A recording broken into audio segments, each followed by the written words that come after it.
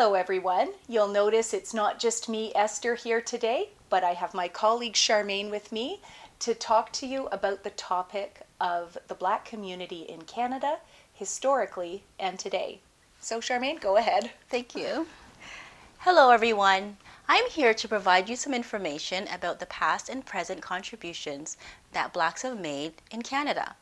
I'll be going over some information from your Discover Canada guide on page 15 and 16. But before I get into that, let me give you some background information of the contributions that Blacks have made in Canada.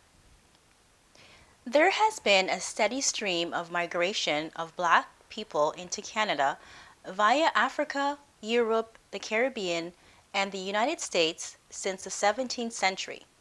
16% Canadians are Black. The first recorded Black person to arrive in Canada was an African named Mathieu de Costa, who arrived in Acadia in 1608.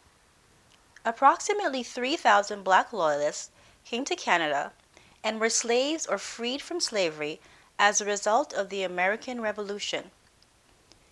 These Black Loyalists settled across the maritime provinces of Nova Scotia, New Brunswick, and Prince Edward Island.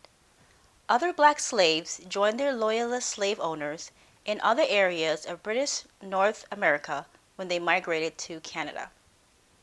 In 1792, some of these Black Loyalists who settled in Nova Scotia left because they were given poor quality land. They went to set up Freetown in Sierra Leone, a new British colony for freed slaves. The people who stayed lived in a separate community called Africville. The topic of slavery begins at the bottom of your guide on page 16. Abolition means stopping or making something illegal. The slavery that I've been talking about is the transatlantic slave trade, which meant Africans were taken from Africa to North America to work for free against their will. There were European colonists who were against slavery. Lieutenant Governor John Graves Simcoe was an example of this. In 1793, he led Upper Canada to be the first province in the whole British Empire to move toward abolition. Later, in 1807, the British Parliament abolished buying and selling slaves, and in 1833, slavery was abolished in all of the British Empire. Thousands of slaves escaped slavery from the United States by journeying to Canada and following the North Star. Christians who were against slavery helped them to escape by creating a network of roads to freedom called the Underground Railroad. On the bottom of page 16, we see a picture of a woman named Mary Ann Shadd Cary. She was an American activist who came to Canada and became the first woman publisher in 1853. Her newspaper was about anti-slavery and urging people to drink less alcohol and following British rule, a good example of someone who would call themselves a loyalist. Slavery is still with us today in the names of cities, towns, and buildings named after British and French colonists and governors. An example of this is Dundas Street in Toronto that is named after a Scottish slave owner named Henry Dundas. Even though Black Canadians have faced racism, discrimination, and slavery, they've made inspiring contributions to Canada in areas such as culture, politics, and sports. Let's look at some in your Discover Canada guide and ones that are not included in the guide. On the bottom of page 13, we see Marjorie Turner Bailey. She was an Olympian from Nova Scotia and a descendant of Black Loyalists. Next, see another famous woman from Nova Scotia, Viola Desmond.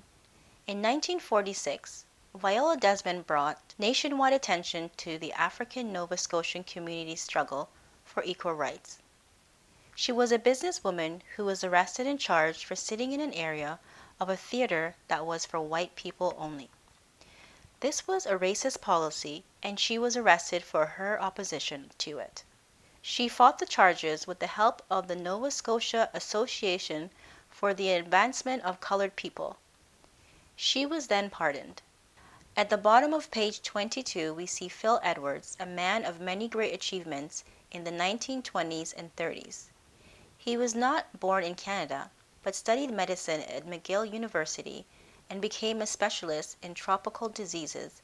He was a track and field medalist for Canada and also was a captain in the Canadian Army in World War II.